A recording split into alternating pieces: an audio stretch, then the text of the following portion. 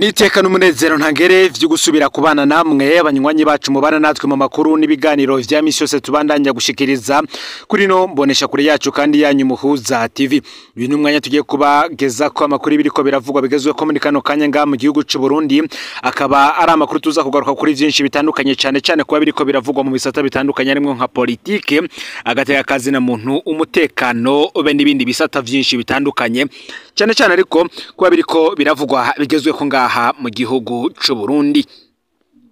Kuri ubu mu butegetsi bwa CNDD FDD cyane mu biro kwa ntare ibintu ntivyoroheye President Evaristo Ndayishimiye gushika naho muri Etat Major batanguye guhabwa amwe mu mategeko bagomba kugenderako. Tukabibutsa ko kandi urongoye ari uri chef d'Etat Major ngaha mu gihugu c'u Burundi arakadasohoka ka President Evaristo Ndayishimiye ariwe General Prime Niyongabo.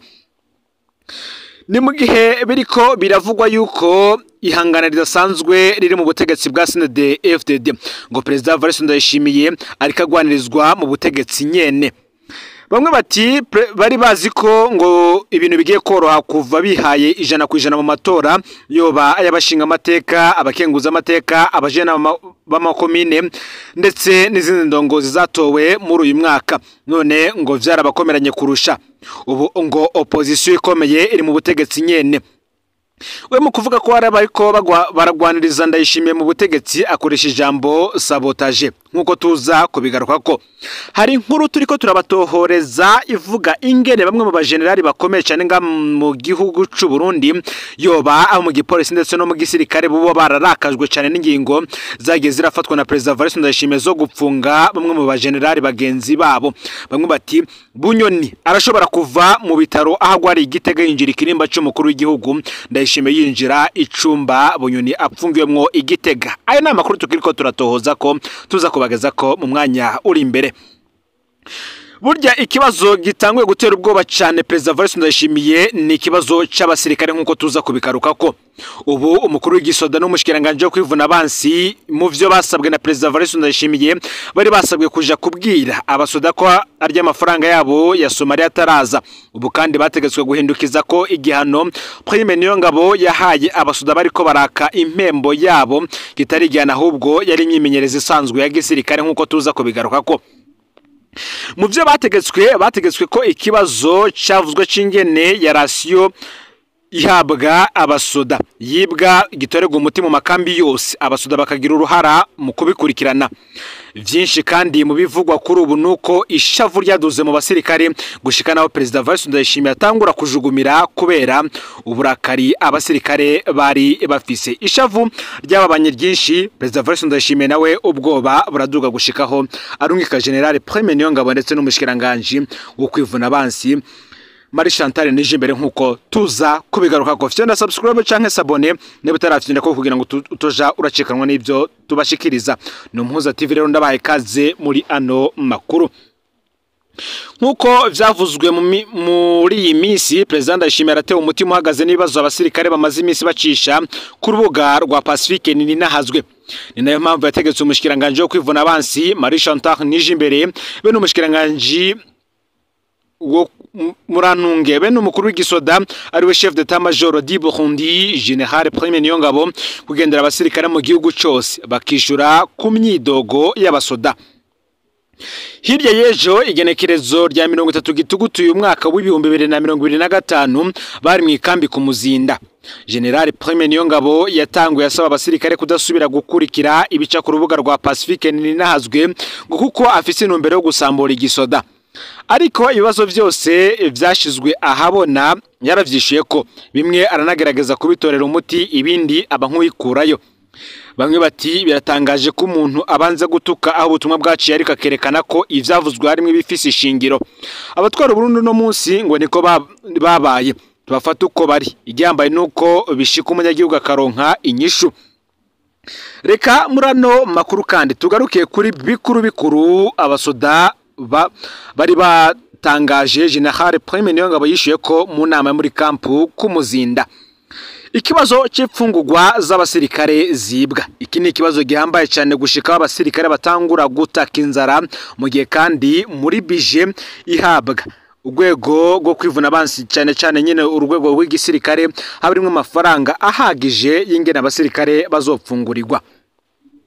Abasirikare bari bashize ahabona ko hari amafaranga yongerejwe yo kubafungurira neza, ariko bakavuga ko ayo mafaranga aherera mu mifuko y'abatwara amakambi. Abasuda bagasanga nta cyahindutse mu kungene bapfungura.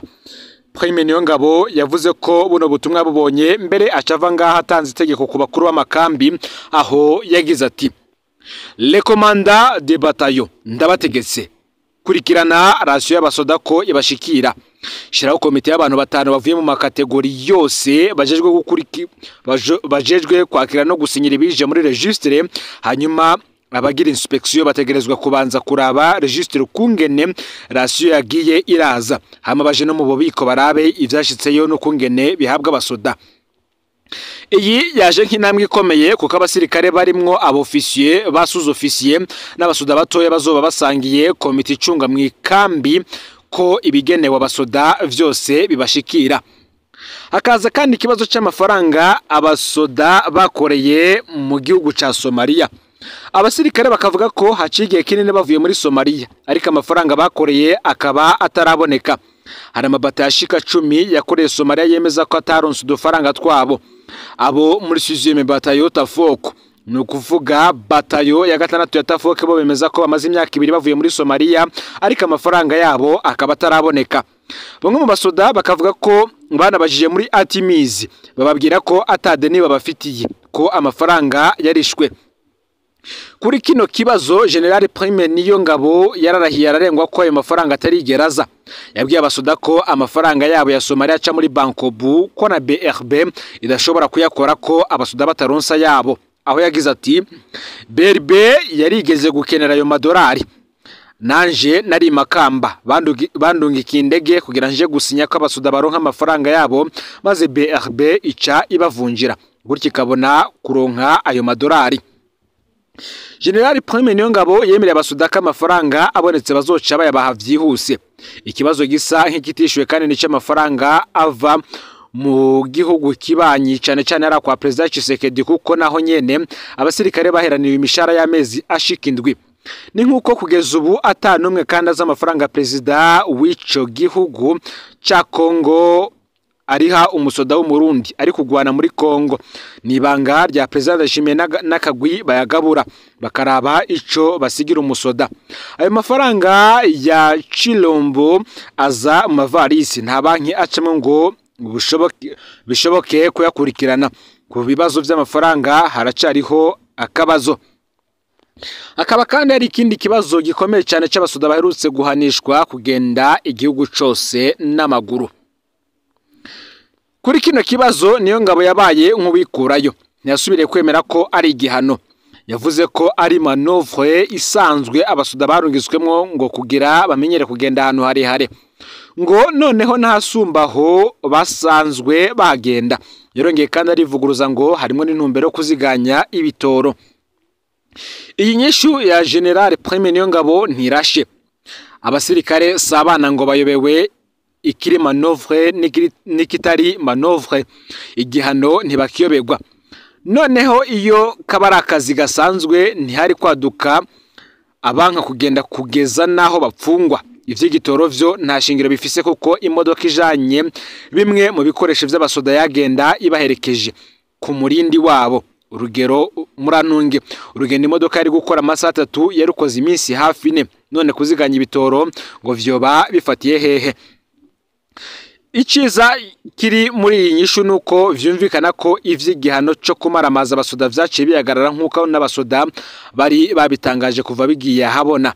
Abatwara igisoda basigaje imvugo barira matwi yo kuraba ingene babisokamwo nabo batamaramaye. Ariko mu vy'ukuri uwatanze kirya gihano wenyene yarakwiriye kubibazwa. Narirya ari uwahoze atwara abasoda ari mu gihugu ca Kongo, ariwe General Rindizige batazira muzinga, akaba yidogerwa ku makosa menshi yabakoreye. Haraje kandi ikindi kibazo gikomeye cyane kijanye n'ico kongerwa umushahara. Abasoda bari muri yo nama ntaco bashimye kwishura canke kubaza ku vyari bijije kuvugwa, ariko hari umusoda yabajije ikibazo kitari mu vyo tumaze gutumwa ku kitari mu vyo Pacifique Ninahazwe yari yashize ahabona. Uyu musoda mu rwego rw'ibisongerezi yasavye ko abasoda bokongerwa umushahara kubera bakora amasaha 28 kuri 28. Aha yerekanye ingene bigura igihugu. Prime Niyongabo yamwishuye ko atokubaka gushira ico kibazo umukuru w'igihugu kubera abasoda ari bo baherutse kongererwa amafaranga mu gihe abandi bakozi ba leta batongewe.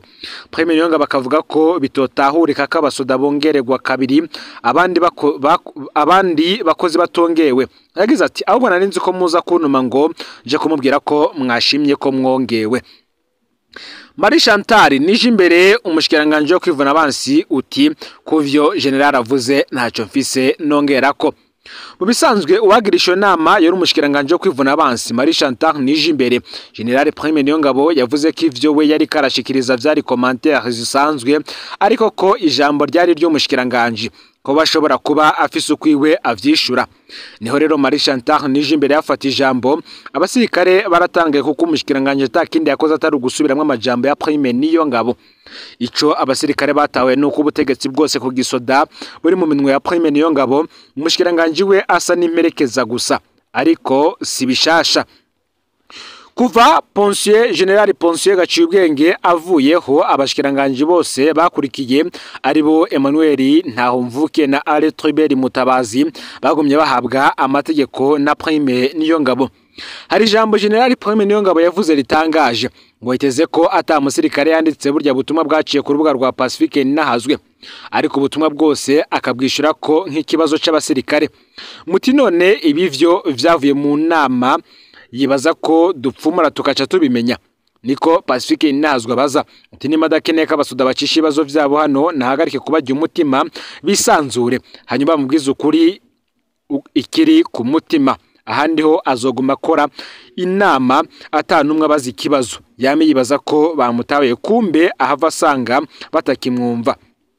Iyo ikaba ari inyishu ikaba ari inama canke se impanuro yatanzwe na Pacifique Ninahazwe. Pacifique uti urubuga rwebe na Focode vyo ntibizohagarika kuba ijwi ry'abanyagihugu bose harimwo n'ingabo z'u Burundi nkuko Pacifique Ninahazwe arongoye ishiramwe Focode ubwiwe avyitangariza. Mu yandi makuru kandi haravugwa ibindi bitangaje cyane aho hari musitanteri yitwa Jeremy Simbagoye wa komine Bubanza yahagaritswe mu mabanga. Ni inkuru yagiye ahabona ku munsi w'ejo aho yari amaze amezi 2 n'iminsi 24 gusa atangwa amabanga yo kurongora komine nshasha ya Bubanza. None yahagaritswe mu mabanga mwitegeko nimero 530 bare 536 ry'umushikiranganje Leonidas Ndaruzaniye mu vyajejwe harimo intwaro hagati mu gihugu iterambere rusangira umutekano. Jeremy Simbagoye yabaye musitanteri wa mbere akuwe mu batowe mu matora y'uno mwaka. Leonidas Ndaruzaniye ntiyatomoye ico aho Jeremy Simbagoye ariko yavuze ko yisunze ibwirizwa rigenga amakomine mu ngingo yaryo ya 45 agace ka 6. Ako gace kakavuga ko umusaneri wa komine ashobora kubogozwa kubera kurya ibiturire kuba adashoboye amabanga canke ubunyonyezi. Ni mu gihe haheruka gushigwa habona imyidogo y'abarimyi b'Ububanza bavuga mu musaneri Jeremy Simbagoye ko yanse ko baronka imbuto z'ibigori kandi vyaramaze gushika mu bubiko. Abarimyi bakavuga ko igihe cyo gutera kiriko kirabarengana bakicura ko mustaneri nabo bafatanije bashaka kuja kugurisha izo mbuto narirya zizimvye cyane zigeze ku isoko. Nituzi rero ko ibi birimwo mu bimukuye.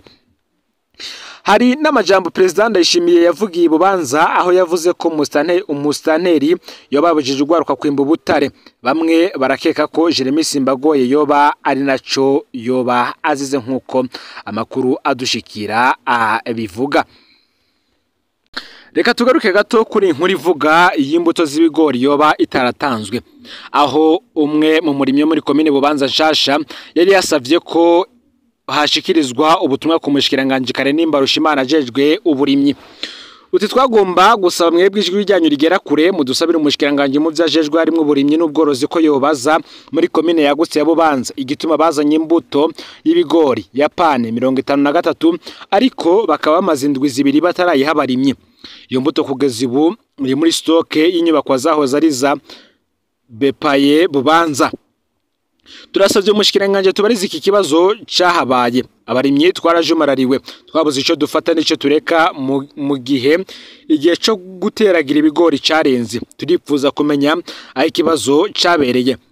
Twaranumvise ko umusanire wa komine Bubanza Simbago Jerema adashize ko mukono imbuto y'ibigori dashobora gutangwa none uwo musanire yarabuze rwose ku buryo abene gihugu babura imbuto bateragira kandi yarabonetse canke barindiriye itera rihere hama bace bayigurisha ku isoko. Ibi ivyoshoboka rwose koko iyo ivyo bigori bitanzwe na leta isashe igugwa hagati y'ibihumbi 9 n'ibihumbi 10 by'amafaranga y'amarundi ariko ugiye kwigurira mu isoko uyigura hagati y'ibihumbi 40 ndetse n'ibihumbi 50 by'amafaranga y'amarundi. Turakeka ko rero abategetsi bashaka kwitunyanganya ngo bazoce bayigurisha ku isoko. Uti turasavye mudutabarize kuko turamaze kubona ko akamo kanyu bakumva cyane muhezagirwe cyane. Bamwe rero bakavuga ko uyu musaneri yoba yakuwe kimwe mu vyo azize yoba ari iki. Ngaho rero amakuru yaragezwe ko muri kano kanya ufyende subscribe canke sabone niba utarafyena ko kugira ngo utojikanwa nadushikiriza usangiza no makuru bagenza aho bari hose kugira ngo nabo baje barabo mu bambere bashikirwa nayo biriko biravugwa bigezwe ko ngaha mu gihugu cy'u Burundi hanze imbibe z'igihugu cy'u Burundi ndetse no mu makungu ya kure. Mpunza TV Imana ibahezagire mu bikorwa byanyu vya misi yose muriko murakora.